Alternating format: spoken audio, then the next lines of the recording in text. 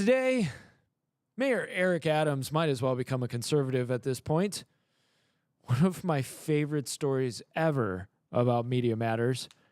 And we're going to talk consecration. And what does that mean? Because after all, this is Monday, and it's our faith podcast. But before that, I have to say, welcome to the Self-Evident Podcast.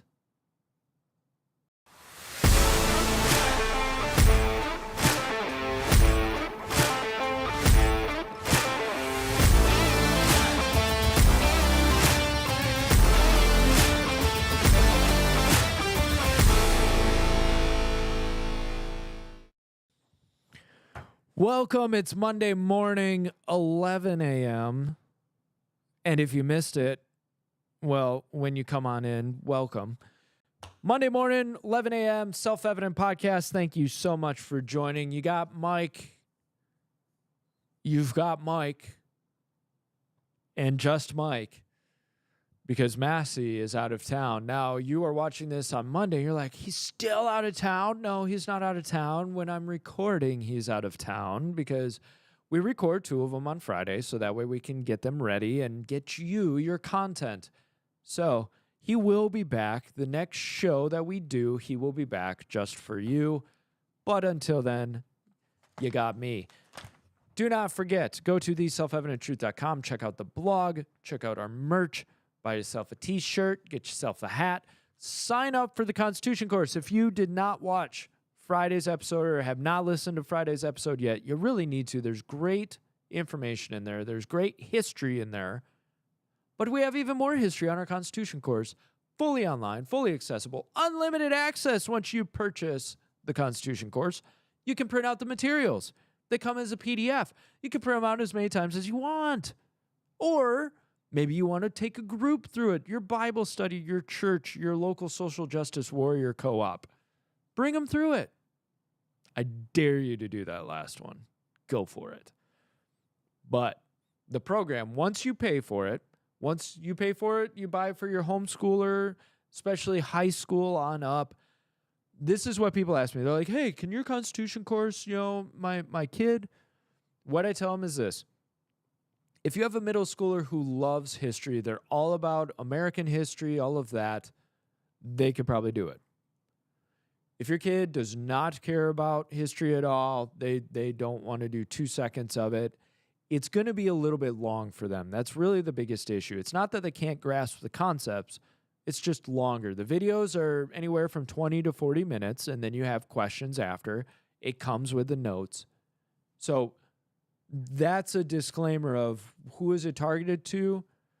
High school students on through adults, to give you a real overview of what happened and why in terms of the founding of the colonies all the way through the Bill of Rights. And each amendment. We actually take each amendment, 1 through 27, explain it, where it come from, what inspired it, why it's there, what happened with it. So that's my plug. Also, do not forget to get yourself my book, Become Forged. It's a toolkit. So whether you are a man, whether you are a young man, whether you are a boy, whether you have boys, if you're a mother or a father, I've designed it as a toolkit of what does it mean to raise a man? What does it mean to become a man? How do you do that? What are some things you can apply? Added to that, I'm just finishing up the workbook for it, which will be a self-study as well as useful for a group study that a group could go together, especially if you got men in your church who, hey, we want to go deeper, we want to go farther, we want to get discipled. This is a cool way to do it. And I put my all into this, and I think it's very useful. So check the book out on theselfevidenttruth.com. Go to our store, go to resources, get yourself a book. If you've read it or you are reading it, don't forget to leave a review, whether on the Self-Evident website or on Amazon. Leave a review. The reviews help it in the algorithm. It helps sales. Because I want to sell books. Ain't nobody written a book and said, I don't want to sell any books. Doesn't happen. Everybody wants to sell books. I'm not out to make millions of dollars. I'm out to get exposure to these ideas that I think will help people. So buy a book. Support the cause. Along with that, one more announcement. Oh my gosh, Mike, just shut up and get to the news. I'm not dropping too many details, but I'm going to give you a little opening of what I'm doing completely with self-evidence, blessing, self-evidence, cooperation. I'm building something, and Become Forged was kind of the center point or the focal point of the construction of this idea. And not long from now, you will have the ability to have access to full discipleship, not just spiritually, not just soul as in mind, not just career-wise, not just physical fitness. It's going to be the complete discipleship. And it's going to be something that is useful for so many people, no matter where they're at. And I want you to keep your eyes out for it because it's something that really excites me. It's something that's totally my heart. And it's crazy how the Lord is ramping up training me for that next level. And I'll get into that in terms of the faith talk that we're going to do today. But the Lord will train you up. He'll put things before you when he's preparing you for that next step. And all you have to do is be obedient to it and keep your eyes open to it. And remind me to give the example, okay? During the faith talk, during the main topic, keyword is discipleship.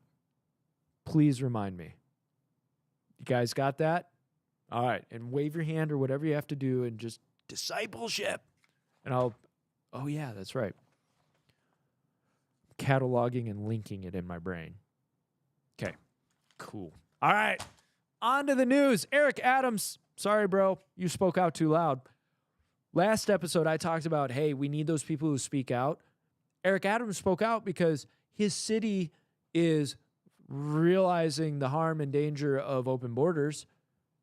And I don't care what any other conservative says, especially Christians who are like, this isn't right. I think Abbott and DeSantis are doing exactly what they need to. And the funny thing is people are saying they're abusing migrants by sending them to Martha's Vineyard in New York and Chicago. Those migrants made the choice to come across the border because the Biden administration left the border open. They made the full choice to come into the U.S. with the expectation that they would not get punished for making an illegal step over that border. So now they're being shipped to Democrat-run cities. Why not? The Democrat-run cities up in the north are telling the southern states what they should do with a border that affects them personally. And then when it turns around and people are getting bussed and flown into their own city, they freak out. And Eric Adams is one of those people who freaked out. He said, we've got too many. This border policy is killing us. We've got to do something about this. And funny enough, right after he came out and was complaining to high heaven about the Biden administration being critical of the policies, the FBI opened an investigation on his campaign about taking funds from Turkey and was there foreign influence? Because foreign influence doesn't have any bearing on the Biden administration. So not only did the FBI open this investigation, now all of a sudden Mr. Adams is being accused of sexual assault from a woman who claims he sexually assaulted her back in 1993. 30 years. And this lady just happens to come out of the woodwork right after the FBI opens an investigation and raids this guy's campaign advisor's house. Questions. So how can she do this after 30 years? There's a new law, or a law, called the Adult Survivors Act, which went into effect in November 2022, gave a 1-year window for sexual abuse accusers to file suits in state and federal courts for otherwise expired events. So now a bunch of people are fighting these lawsuits. In other words, we're going to give 1 year span where you can come out of the woodwork with your accusation, no matter how long ago it was, and you can take somebody to court. And so now, not the greatest example to start out with, but Bill Cosby is being brought back to court. Sean P. Diddy Combs is being brought to court. And Eric Adams is now getting wrapped up in this whole thing. Do you want my absolute professional expert opinion on this? It doesn't matter because I'm a commentator and I can say whatever I want. Kind of. This Eric Adams does not seem like the type of guy to sexually assault someone. He does not seem full of himself enough to do that. Now, you noticed with old Mayor Cuomo, when his mouth got a little too open on the whole COVID thing, what happened? Sexual assault case came out of the woodwork and he resigned. It's alleged. Never got brought to fruition. So there's no case judgment. My opinion is Cuomo is more likely of a personality to have done something like that than Eric Adams is. And it's so typical of these sexual assault cases to come out of the woodwork decades after when somebody is a political problem. Look at the cases that happened with Trump.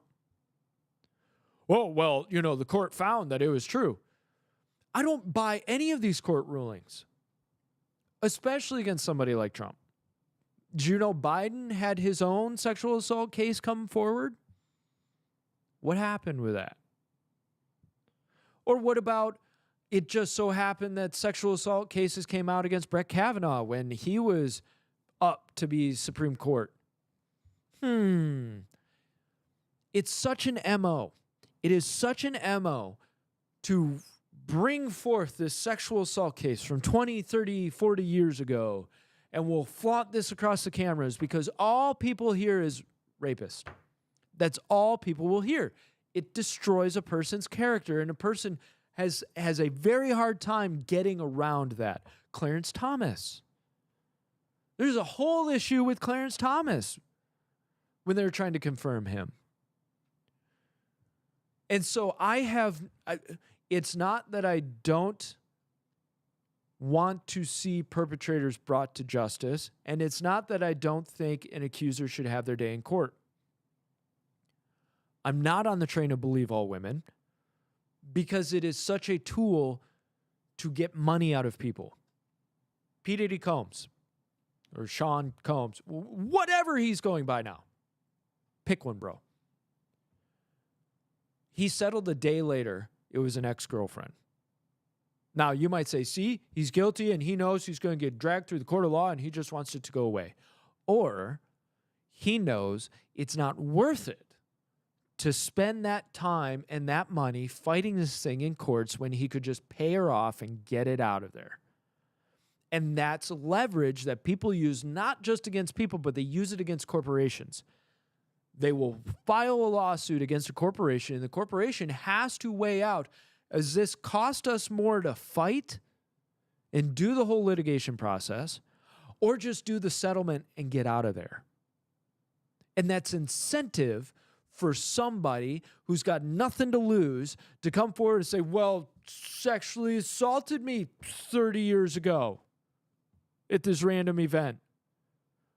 I don't even know this person. Doesn't matter. Still did it. Pay me and I'll go away. Literally the attitude. And especially, how easy would it be for somebody from some random administration or political party to stop by the house of somebody who tangentially worked with someone 30 years ago and say, hey, look, we have a check for tens of thousands of dollars. All you have to do is make a claim. Wait, I get that money just to make a claim? Yes. What'll happen is it'll go through the news. We'll protect your identity. You are anonymous because you are a victim. The accusations will come forward. It'll be a big circus. you'll end up getting a settlement and you can walk away.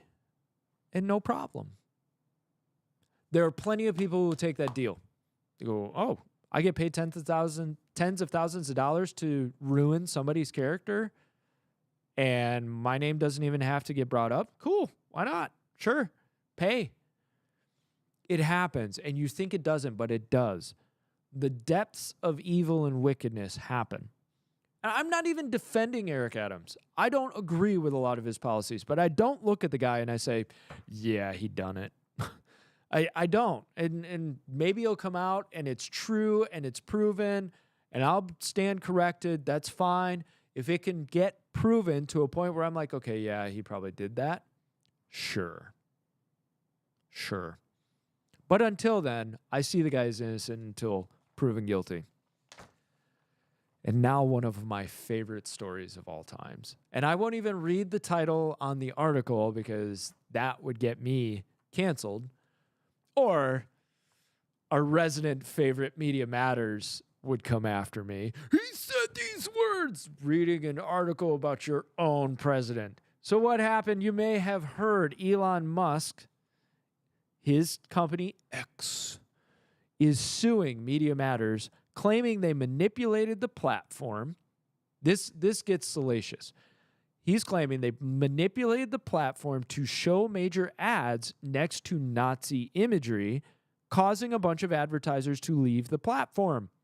So this is what they did. They found horrible content. They create a new account, allegedly. Allegedly what they did, create a new account or had an account with no followers, following nobody, and followed this account that was known for salacious, wrong, evil content, and then kept clicking refresh until the ad showed up of a major advertiser next to it. They'd screenshot it and send it to the advertiser and say, did you know that your ads are showing up next to Nazi imagery on the platform X? You should probably leave. And so they did this enough times to where major advertisers were pulling themselves from X. What X figured out was that they were playing the algorithms against itself, and X showed that those ads only showed up next to that content in that instance.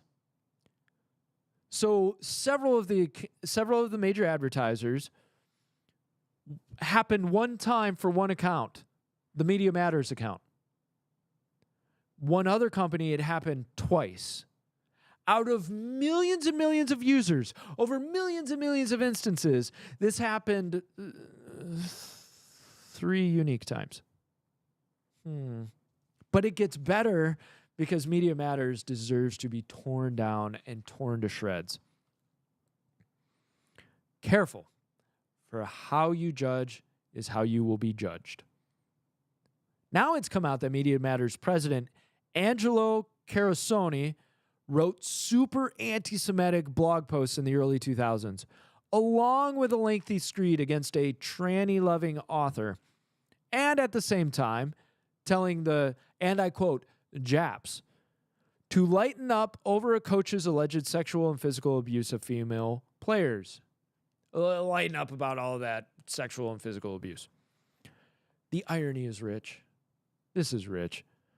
This is a man who's made his career in drudging up out of context, joke as serious, and 20-plus-year-old statements in order to destroy other people's lives and careers.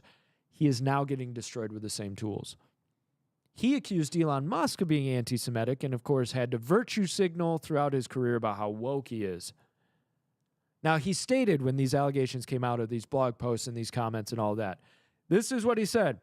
It's true. I wrote some gross things on my blog while I was in college. A few posts parodying living my life as if I were a self-loathing, bigoted Limbaugh right-winger. You just got to throw that twist in there, right? You know the worst part? I would actually defend him. I would. I would defend him if he didn't use the exact tactics to destroy people who were doing the exact same thing he was doing. What happens is, and this happens a lot, people use extreme language. They use pushing the boundary ideas or images or language in order to make a joke. Part of the shock factor of the joke. The shock factor is, woof, people don't say that in normal conversation. The stuff this guy was saying was stuff people don't say in a normal conversation. That's part of the humor of it. I'm not defending the humor. I'm just saying that's humor.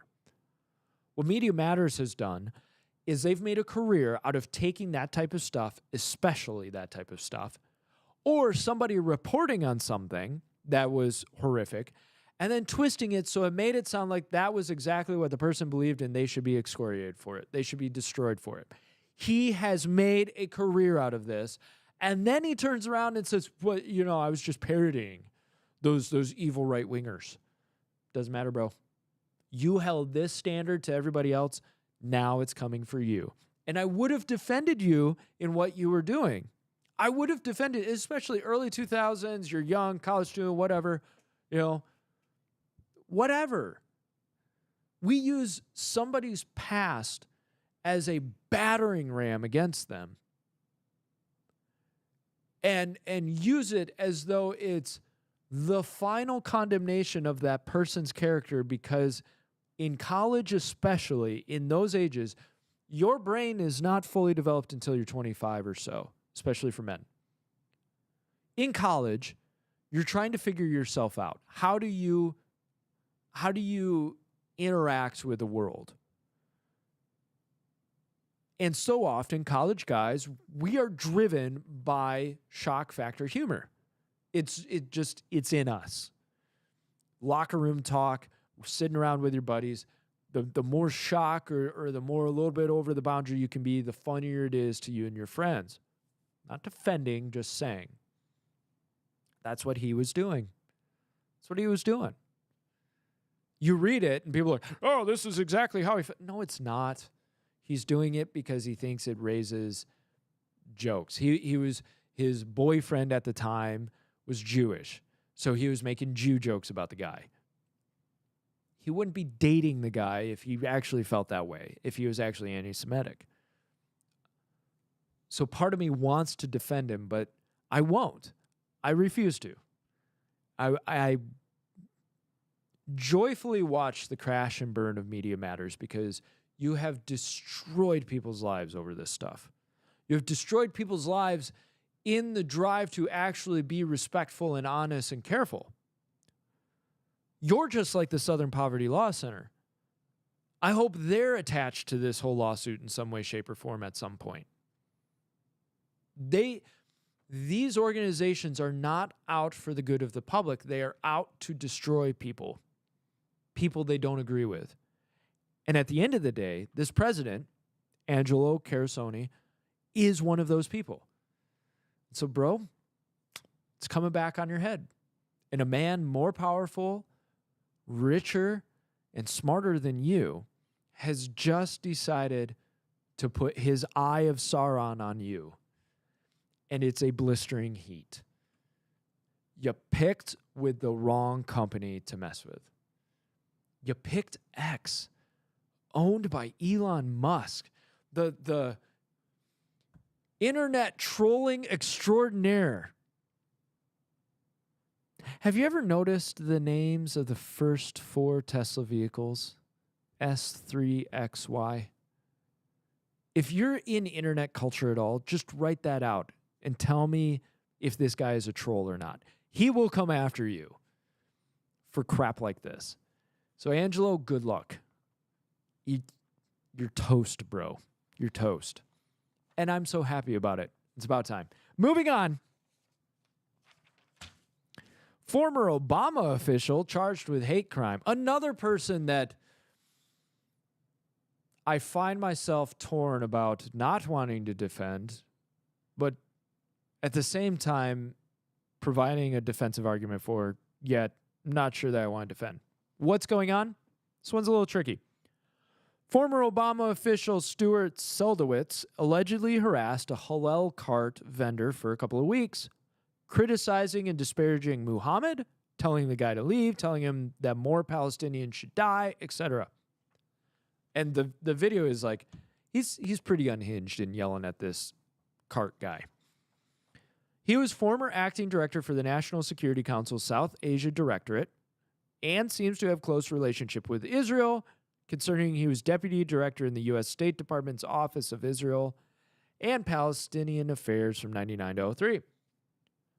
He even told the man he would call immigration and the man would get deported back to Egypt, and then the Mukhabarat, Egypt's intelligence agency, would have something to talk to him about. So here's where it gets tricky. This guy, Stewart, got arrested for harassment and a hate crime. He's been charged with aggravated harassment 2, hate crime / stalking, stalking cause fear, and stalking at employment. This is a hate crime. Do you notice he did not assault the guy? And Massey and I have talked about this whole concept of there is no true hate crime because those crimes are committed out of hate. If you assault somebody, if you steal from somebody, if you murder somebody, you're committing a crime out of hate. You hate your brother. You hate your fellow human to the point where you are willing to commit this crime against them. Saying words that somebody doesn't like, disparaging a religious figure is not a hate crime. It's not a hate crime. Now, I could maybe say the stalking, yeah, you could probably, because he keeps coming back and he's verbally assaulting this guy. But a hate crime, because that just ups it another level. And now your thoughts are policed. If you disparage Muhammad, it could be considered a hate crime. Now, this food cart vendor, so Stewart's just completely racist against Palestinians. No, Stewart is alleging the food cart vendor came out in support of Hamas and in Palestine. And Stewart is very closely connected with the Israel side of the argument. His last name's Seldowitz. What do you think? Was that racist? No, it's the line, right? So, of course, he's going to be unhappy that this guy is supporting Hamas, considering what Hamas did on October 7th, which was a genocide. Now, is Stewart a little unhinged in attacking this guy verbally and yelling these things at him and coming back over and over? Yes. Should the guy be able to have some recourse so he doesn't have to get harassed like this? Sure. Yeah. You could even argue the guy is chasing away business by his actions. I'm still hesitant on chasing after legislation for it, but what I will say is a hate crime, get our minds out of this whole binary that something is hate purely by the word you speak. The hate was already in your heart. So we have to create a special addition to the legislation. It gets messy because what if you do that on Facebook? In the UK, you could be arrested for a hate crime purely by saying something somebody doesn't agree with on social media. We have covered stories about that. Coming to America soon. Oh, well, thought crime. You didn't think correctly. You didn't have the right opinion. And this protection so often happens for people in the minority, and it becomes an imbalanced justice. Well, you're white and you're Christian, so it doesn't matter. We're not going to defend you on that. And I'm not pulling the whole we're so oppressed because we're white. That's not what I'm saying. I'm more pointing the finger to you're arguing for justice, yet you are completely unjust in how you're trying to approach justice. Take the log out of your eye before you take the speck out of your brother's. I want justice across the board. And I want everybody to relax a little bit. Would that be okay? Could we all relax a little bit? I'm offended. So am I. So what? So what? Why is it okay to offend one group of people and that's your right to speak out. But another group has the right to not be offended. And who determines what is valid offense? You have people who, if I tap the table too loud, get offended. Have any of you watched that video of the Democratic Socialists of America meeting where they're getting offended by people clapping or people talking too loud? And truly, like, it's person after person. They can't even get to their agenda because it's person after person saying, point of order, I'm offended that people are clapping. We have comrades who are sensitive and have PTSD, and we should be snapping. And you think I'm joking. Dead serious. I got to see if I can find the video and post it up as a repost on Reels or something, because it's amazing how offended people can get. So they have a right to not be offended, and I should stop clapping? I'll keep doing it until you get over it.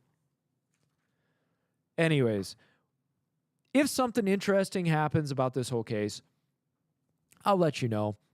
In defense of Stewart told the New York Times that he was not Islamophobic, that he had targeted the vendor only after he expressed support for Hamas.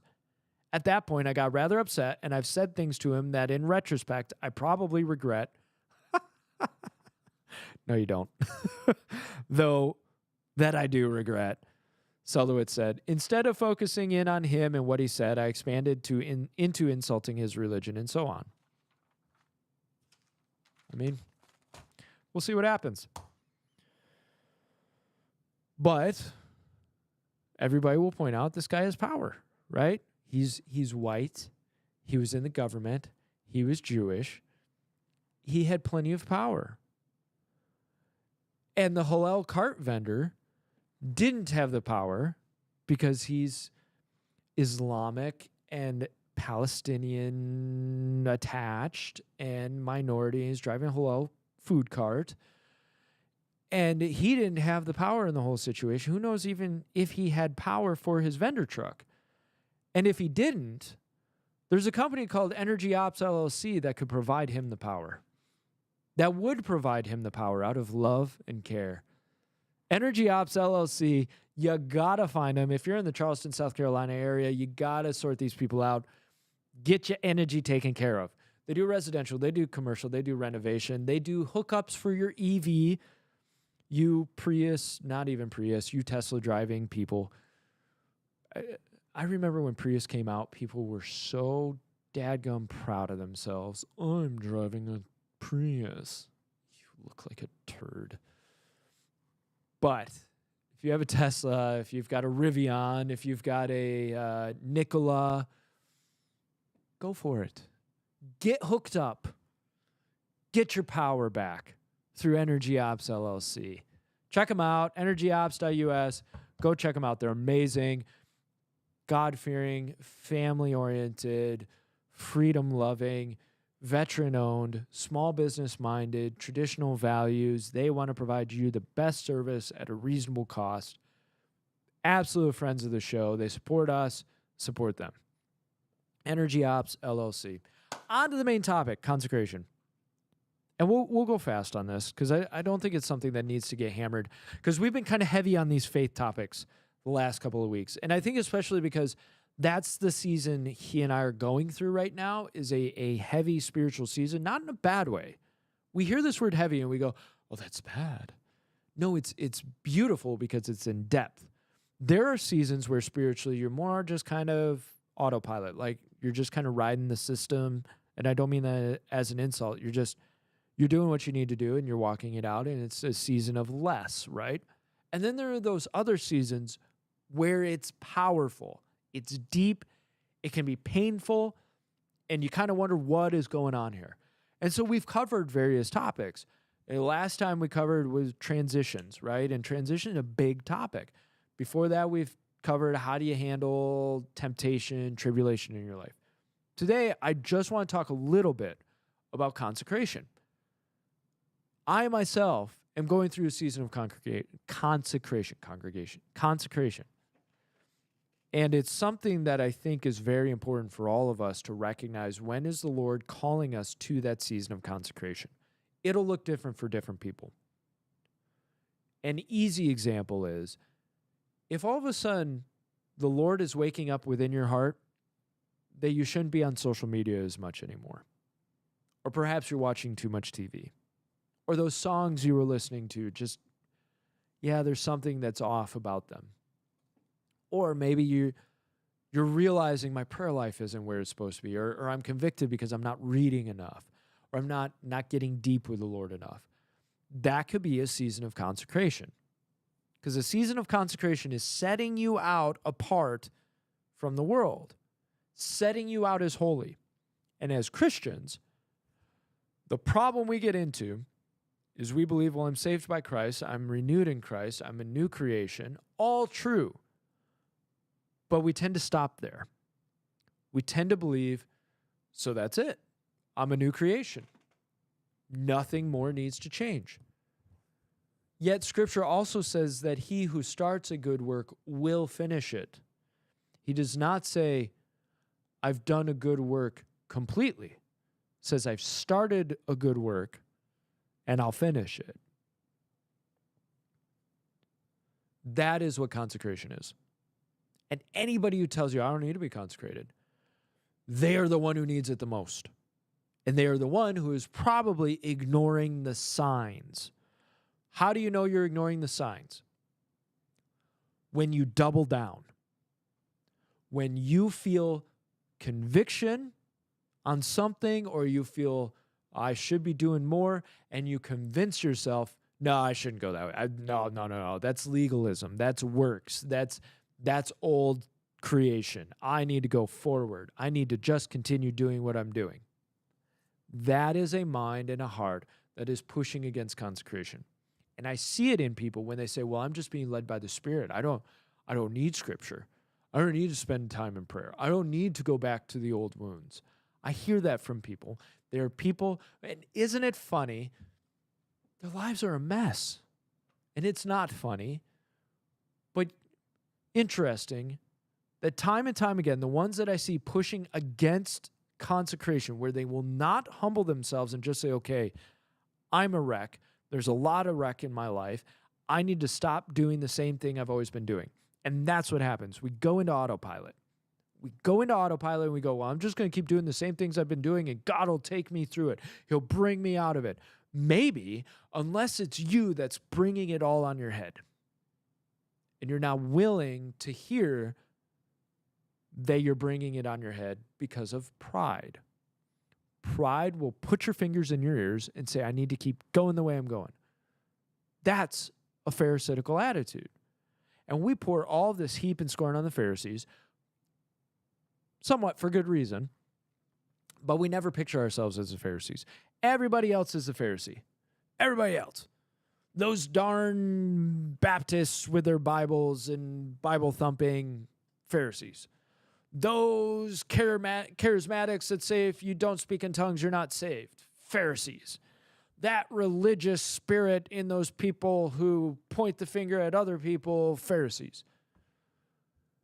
We should see ourselves in the Pharisees.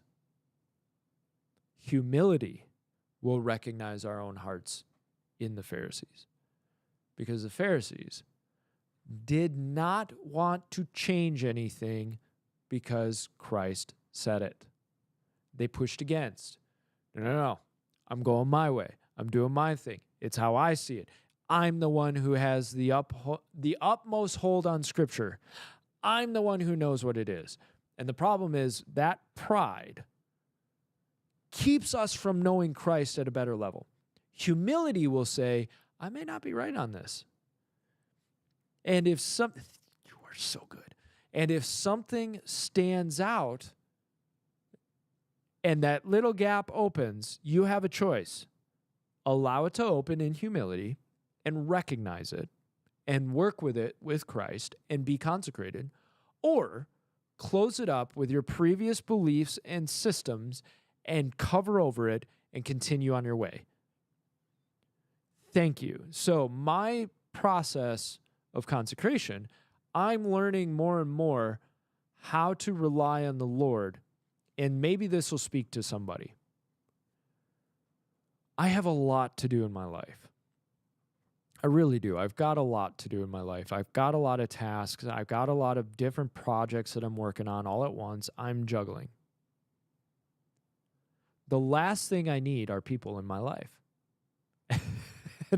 It sounds horrible, right? And I'm exaggerating. I'm being facetious, right? But the truth is, the last thing I need is somebody coming to my cubicle or somebody giving me a phone call or somebody texting me, because I'm trying to keep my focus on all of these projects.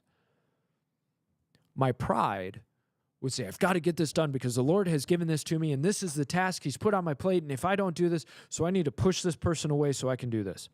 On Wednesday, I sat with a couple of brothers at breakfast, and it was a time of discipleship. I got to work and immediately spent half hour, 45 minutes with another brother discipling. About 2 o'clock. No. I went to lunch with somebody, gave them a hard word because I love them. Don't know how well they received it, but I love them.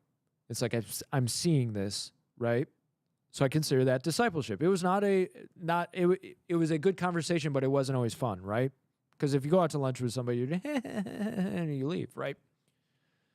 Get done with that, come back, have a long conversation with Pastor Todd about a theological concept, which was good, but it was not sitting at my desk doing work.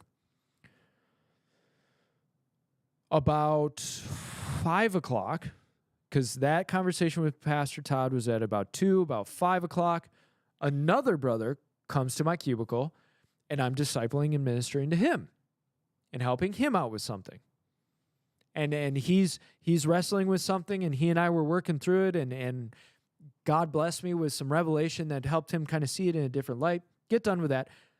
Call my wife, have a 10-minute conversation. At 6 o'clock, I'm ministering and discipling to somebody else who's going through something deep, and was able to work through it and give them some revelation that helped open them up.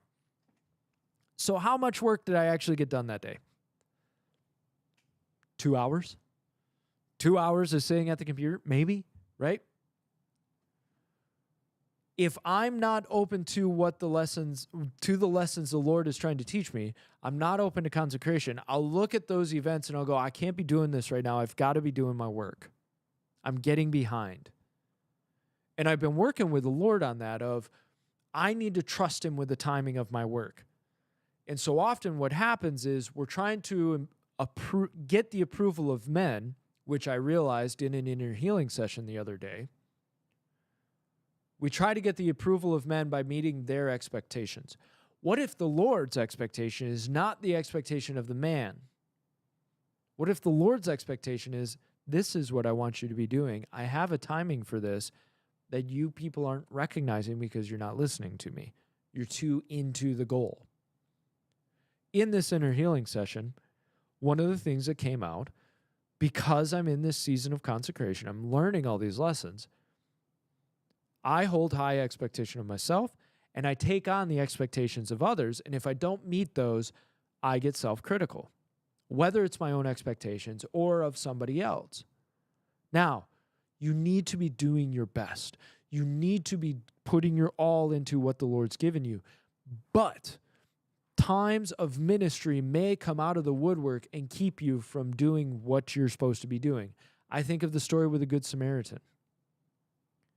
The other ones were religious, elite, establishment people who lived a life of professing help those who are downtrodden, love your neighbor, blah, blah, blah, and walked right past the man who was beaten, left bloodied on the walk. They had to get somewhere. They had to do something. They had a task. They had to fulfill their mission. Probably a religious task. Oh, I've got my priestly duties. I got to get there. Sorry, I can't help. We do it, and we don't realize we do it. Well, I can't stop for this person because I do it. I do it all the time. And I'm laying myself bare. I do it all the time because I'm a task-oriented person. You could divide people into a couple of different quadrants on a spectrum. But you have task-oriented people and people-oriented people. Then you have introversion and extroversion, right? And this is kind of the basis of the whole DISC test. And save me that's of Satan, occultic. Psychology is the study of the behavior of humans. And we categorize things for a reason. Just like you would never say that it's occultic to say that a rabbit is a mammal. We put things in categories so we can help understand them. There are categories to our personalities of how we're more likely to react to a situation. I am task-oriented, so I will tend to sacrifice relationship in order to get the task done. Other people will sacrifice the task in order to build the relationship with people. Both of them work very well when they're complementing each other. But what the Lord continues to teach me is, I will take care of the timing of the task. I need you to care for my people. And at the same time, what he's training me in is discipleship. How do I disciple people, all men? It was all men I was working with on Wednesday. How do I disciple men and help them leave off the things that encumber them and run the race for Christ? If my pride had taken over, I would not have paid attention to that stuff. And we talked about fasting on Monday and this whole concept of transition, and consecration is another section of that. And I said, I originally thought my fast was for the timeline, for the expectations. Notice, task-oriented. And what the Lord said is, no, I'm working on you. I'm consecrating you. That's when I realized I've got to go to inner healing. Not because there was something major going on in me, but part of consecration is finding out what's wrong and allowing the Lord to fix it. And there were things I didn't even realize were going on in me that needed fixing. Now, is there more work that needs to be done? Yes. But I'm trying to be faithful to this process of consecration. And you need to be faithful to it too. If the Lord is telling you, I need you in a season of consecration, we need to burn off these old belief systems. We need to burn off these old assumptions. Burn off these old lies that are holding you back and making your life miserable. Then you need to get humble and allow the Lord to point the finger at you. And that's what hurts. That's what hurts for people, is pointing the finger, right? When God points the finger at you, it hurts. Or when somebody is helping point the finger at you in righteousness, in love, and saying, this needs to get fixed, we blow up. We explode on the idea. How dare you? How dare you?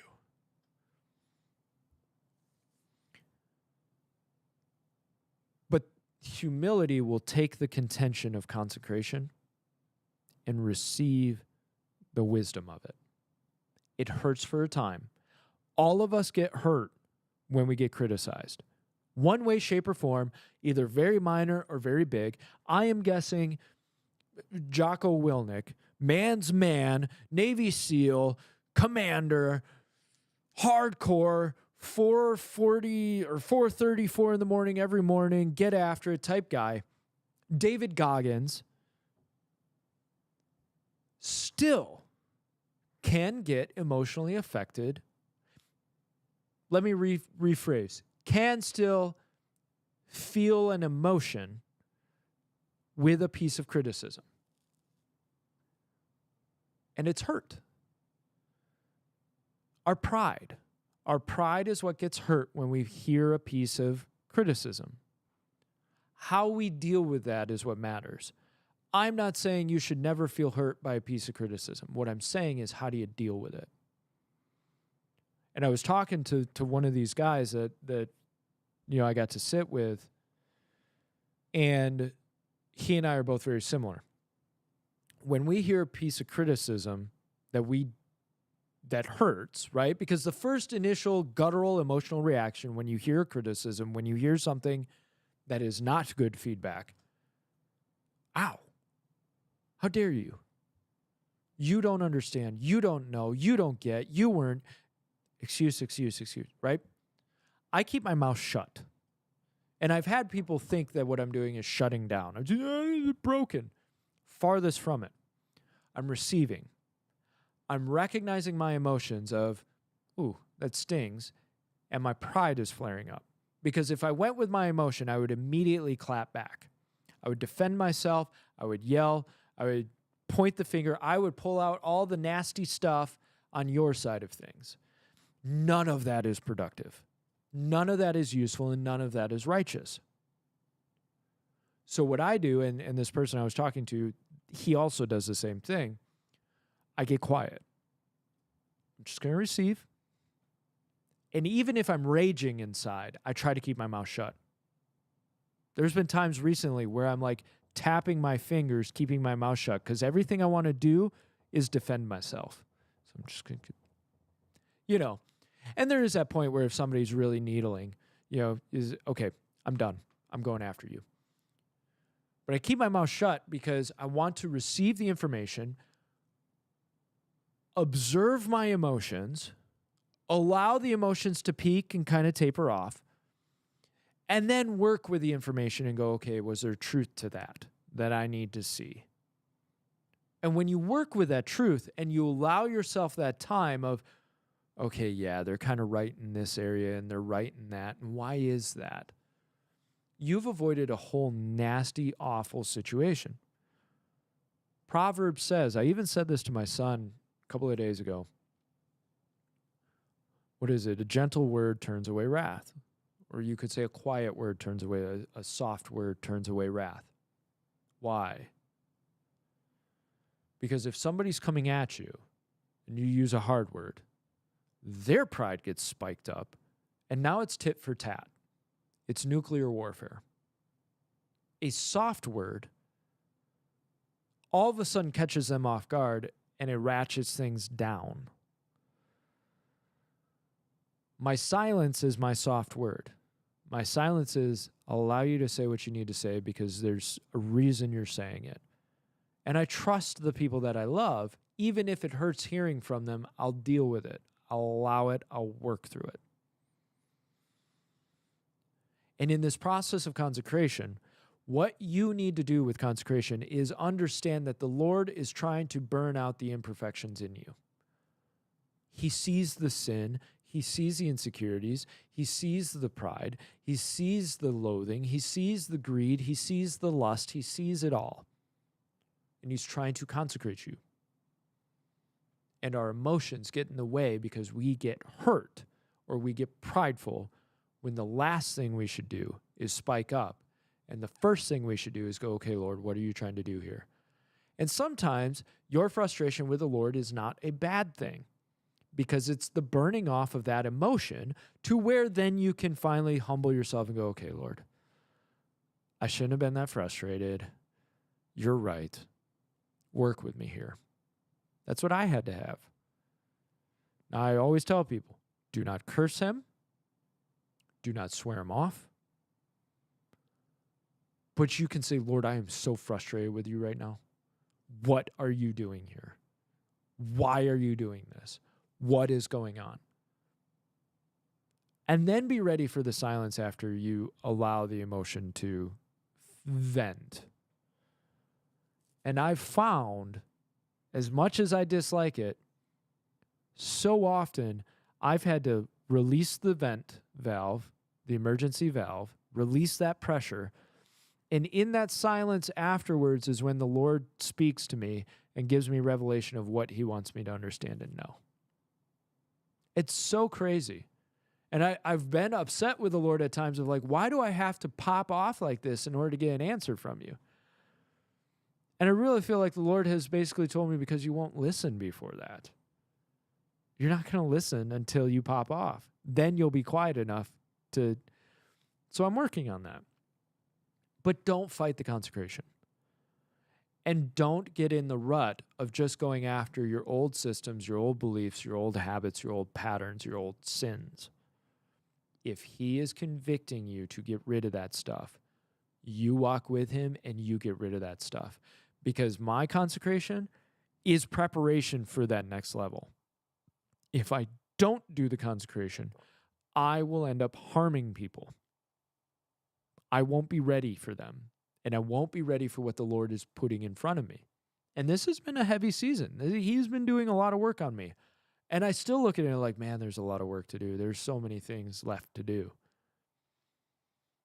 But I'm faithful to that process, and I want you to be faithful too. And be okay with being in pain, because discipline is painful for a moment. But discipline brings such goodness, such fruit. It's necessary. The vine has to be pruned to produce more fruit. I'm going to leave it there.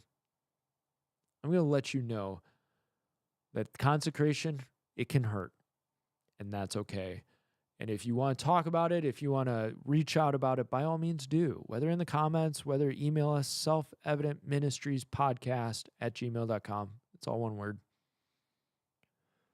You can email us through the website. You can go to the website, get a hold of us, let us know what's going on in your life in terms of consecration. What's going on in your life in terms of what the Lord is doing? Where's your pride? I dare you to sit with the Lord and say, Lord, show me where my pride is, and see what he says. So, on behalf of the amazing anonymous crew, I'm Mike. We're going to have Massey back on Friday. Guys, I love all of you. I'm so thankful you guys tune in, you guys watch, you participate, you purchase our merch. Check out our end of the year newsletter. Help support. We've got a budget we've got to hit. We're raising so much for our budget to start the new year off right. Think about donating. If you've got a business, it is a tax write-off. We're a 501c3. If you make your end of the year contributions, please, by all means. Are we doing a Cyber Monday? Either way, check out the website on Cyber. It's Cyber Monday today. Check it out. Go buy stuff. Be the capitalist pig you were meant to be. Brethren. All right. I love you guys. Have a great week. See you Friday.